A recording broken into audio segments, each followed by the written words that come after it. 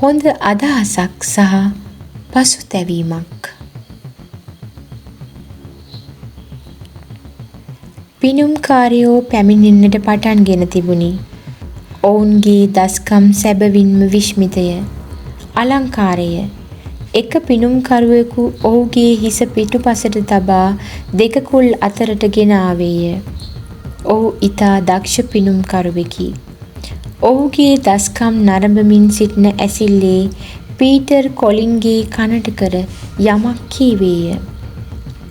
"Peter, අර ඔළුව පිටිපස්සට නමාගෙන ඉන්න පිනුම්කාරයා දිහා බලන්නකෝ.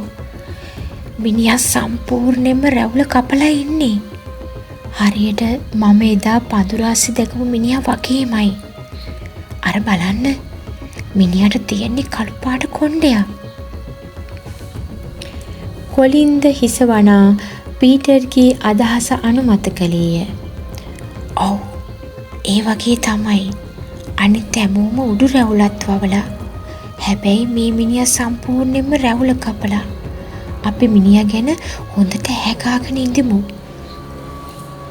ඉන්පසුව සත්සුමිතුරන්ගේ තියුණු දැස් කෙලින්ම යොමුව තිබෙන්නේ ඒ පිනුම්කරුවා වෙතටයි. අනිත් හැමෝටම උඩු රැවුලක් තිබූ නිසා ඔවුන් ගැන සිතිය යුතු නැත. දැනට සිටින එකම සැකකරුවා මොහුය. මේ මිනිසාගේ හිස කෙස්ද කළුය.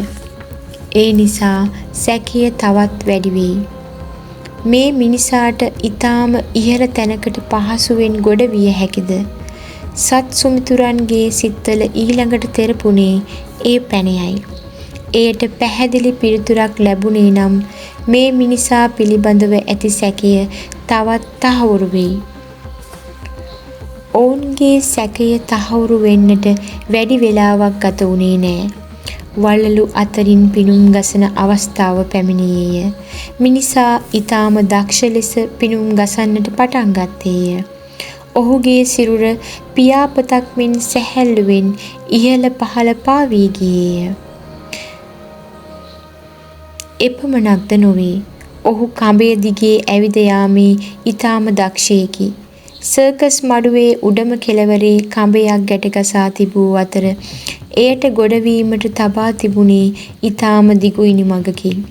පිනුම්කරුවා ඒ ඉනිමග දිගේ විදුලියක් මෙන් ඉහළට නගින ආකාරය දෙස සත්සුමිතුරන් බලා සිටියේ පුදුමයෙනි. ඉන්පසුව ඔවුහු එකිනෙකාගේ මුහුණු දෙස විපරමින් බැලූහ. මේ මිනිසා ඉනිමග දිගේ ඉහළ නගින්නට මෙතරම් දක්ෂයෙක් නම් මීටර් 3ක් උස තාප්පයක් දිගේ උඩට බඩ ගාන්නට ඔහුට කිසිදු අපහසුාවක් නොමැත.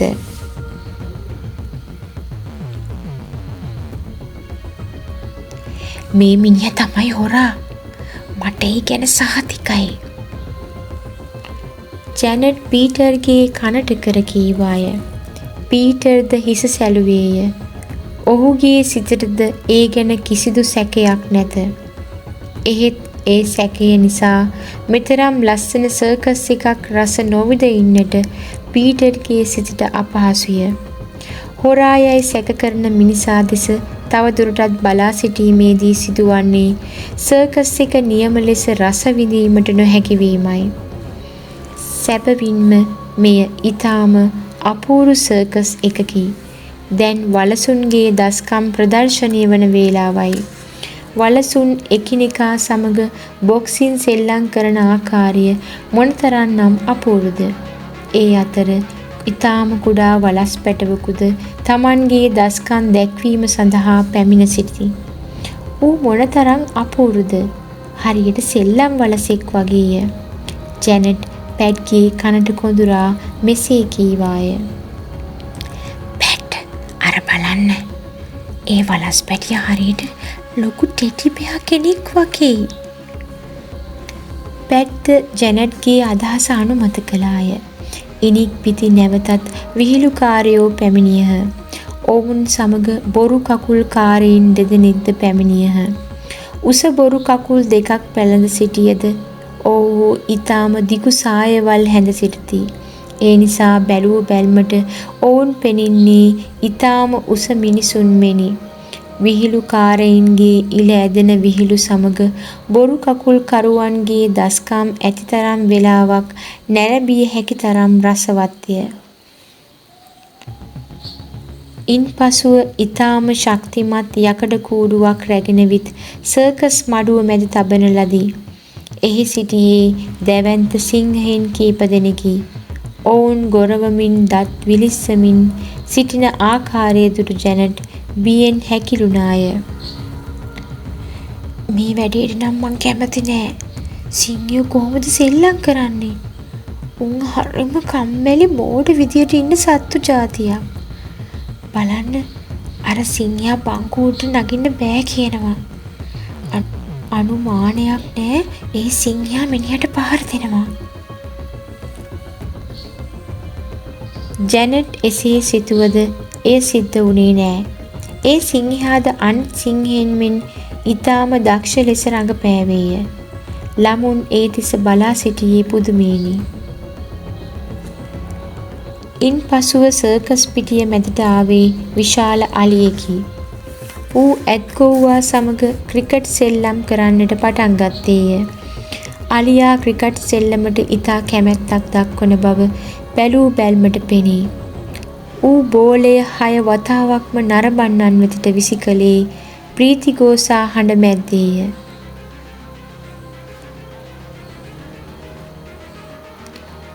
මේ සෑම දෙයකින්ම සත් සුමිතුරන් පිරිසද මහත්සේ ප්‍රීති වූහ.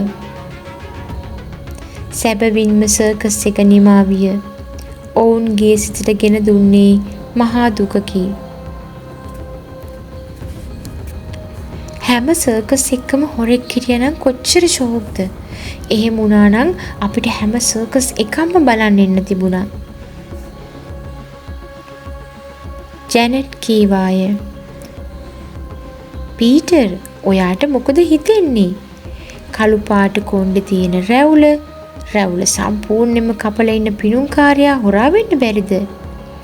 මෙතන ඉන්න එකම සැක කටයුතු කෙනා එයා විතරයි. ඒක ඇත්ත. අනිත් හැමෝටම උඩු රැවුලක් තියෙනවා. මෙයාට එහෙම නැහැ. පීටර් කීවේය.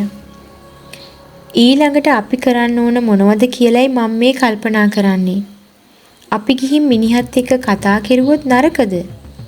අපිට මොනවා හරි දෙයක් දැනගන්න බැරි වෙන එකක් නෑ. අපි මොනවද එයාට කියන්නේ? එයාව හම්බ වෙන්න ආපු එකට හේතුවක් තියෙන්න එපාය. ජෝර්ජ් ඇසුවේය. ඔහුට පිළිතුරු ලැබුණේ පීටර්ගෙනි.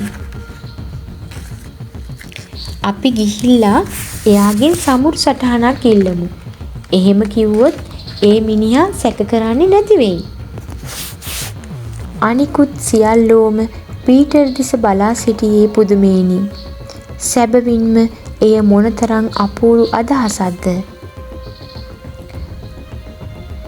අර බලන්න, අතන ඉන්නේ පිණුම්කාරයා නේද? අර වලස්සු බලා ගන්න කෙනා එක්ක ඉන්නේ. පීටර්, දැන් ඔයාට මිනිහා ළඟටම ගිහින් බලන්න පුළුවන්. බලන්න, එයාද හොරා කියලා. බාබරා රහසින් කීවාය. පීටර් යාන්තමට හිස සොලවමින් ඇයට පිළිතුරු දුන්නේය. ඔව්, මිනිහා වගේමයි. එන්න, අපි එයත් එක්ක කතා කරලා සමුරු සටහනක් ඉල්ලමු. හැබැයි ඔයාලගේ ඇසුයි කනුයි හොඳට අරගෙන ඉන්න ඕන. හොඳද? ඔවුන් සියලු දෙනාම පිණුම්කාරයා අසලට ඇවිදගෙන ගියහ. ළමයින් පිරිසක් Taman දෙසට පැමිණෙන ආකාරය දුටු නිසාදෝ පිණුම්කරුවා පුදුමයෙන් බලා සිටියේය.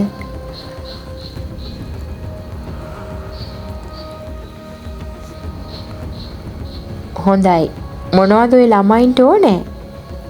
කඹේ දිගේ ඇවිදින්නේ කොහොමද කියලා ඉගෙන ගන්නද? පිණුම්කරුවා සිනාසෙමින් ඇසුවේය. එහෙම දෙයකට නෙමෙයි, අපිට ඔයාගේ සමරු සටහනක් දෙන්නකෝ. මිනිසා දෙස විමසිලිවත්ව බලන ගමන්ම පීටර් කීවේය. සර්කස් මඩුව තුලදී දුටුවාටත් වඩා ඔහු මහලු පුද්ගලයෙකු බව ළමයින්ට පෙනේ. ඒ අතර පිනුම්කරුවා හයියෙන් සිනාසෙමින් විශාල රතු ලේන්සුවක් ගෙන නළල පිස දමා ගත්තේය. සර්කස් මඩුව අස්සේ හරිම රස්නේ. ඔයාලට සමරු සටහනක් දෙන්න ඉස්සර වෙලා බොරු කොණ්ඩේ ගලව ගත්තොත් හොඳයි කියලා හිතෙනවා. මගේ ඔළුව හොඳටම රත් වෙලා. ඊළඟ මොහොතේදී සත්සුමිතුරන්ගේ සිත් පුදුමයෙන් මුසපත් විය. පිනුම්කරුවා ඔහුගේ කළු පැහැති බොරු කොණ්ඩේ ගලවා ඉවත් කළේය. පුදුමයකි. ඔහු සම්පූර්ණයෙන්ම තට්ට හිසක් ඇති පුද්ගලයෙකි. දෙවියනේ, මේ මොනතරම් පසුතැවීමට කාරණයක්ද?